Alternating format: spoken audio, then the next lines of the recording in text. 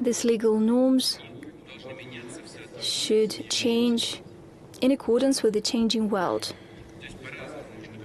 One can take a different attitude to this. One can say that the UN and modern international law that is built on the basis of the United Nations Charter are outdated and they should be demolished.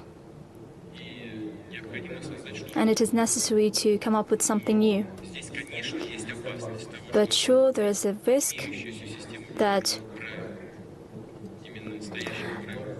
when it comes to these existing rules, the international system built on UN Charter, we will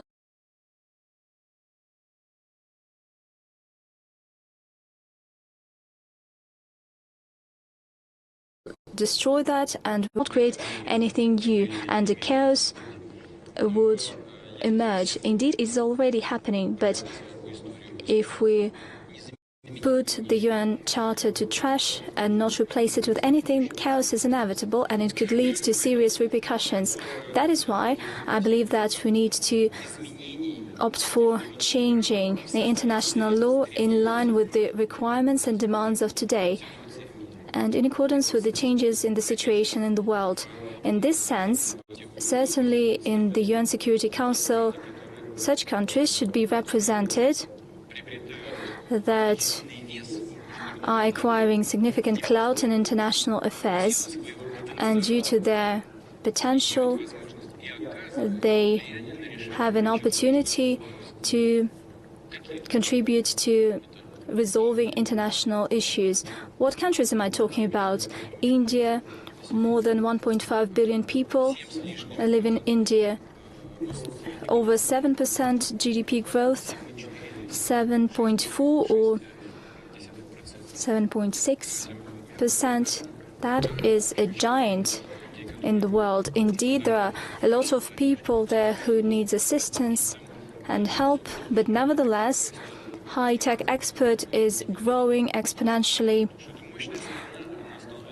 It is a grand power. It is becoming more stronger with every passing year with the leadership, under the leadership of Prime Minister Modi. Take Brazil in Latin America, big population and big clout. South Africa, how can we not take into account their influence in the world? That means that their clout in decision-making international should also grow. But certainly it should be done in such a way as to strike a consensus in these changes. It is a very complicated matter. It should not destroy the current international regime.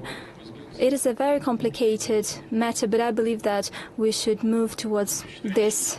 You believe that existing international legal regime is still existing. It has not been destroyed. Well, it has not been destroyed completely, that's for sure. Let us recall the first years of the UN, how the Soviet foreign minister was called Mr. Gromyko. He was called Mr. No. Why? Because there were a lot of contradictions. And the Soviet Union often used its right to veto. But it was important and it prevented conflicts. In our modern history, all too often we heard from Western leaders that the UN system has been outdated, it does not meet the needs of today. And especially it was said during the Yugoslavia crisis, without any Security Council sanction, the US and its allies started bombing Belgrade. They were ruthlessly bombing it. They even hit the embassy of the People's Republic of China. Where was international law back then? They said no. They didn't need that international law. It was outdated because they wanted to act with impunity, with disregard of international law. And when Russia started taking certain actions, they said, whoa, what's happening? Russia is violating international law and the UN Charter. Unfortunately, there have always been attempts to use international law for their own benefit. Is that good or bad? That's very bad. But it's something that exists and that can be used as a guide. I'm only concerned that if we completely destroy that, we would have no guidelines at all. I think we should gradually change instead, but this has to be done. There is no doubt that the world has changed. Thank you. Sergei Karganov, please. The former United States presidents in Agorova, in my residence.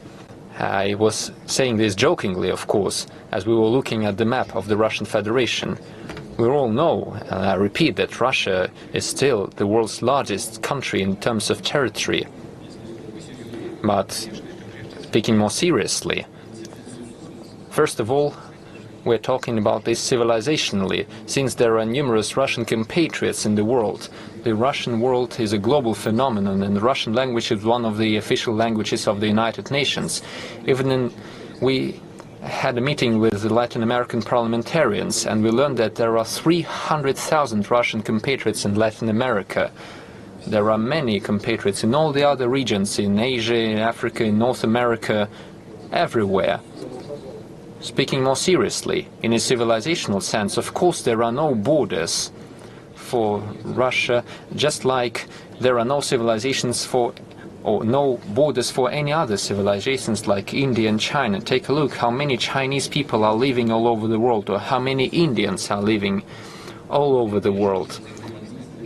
They all interact with each other, and it is good if this interaction goes in a friendly nature and contributes to our common goals.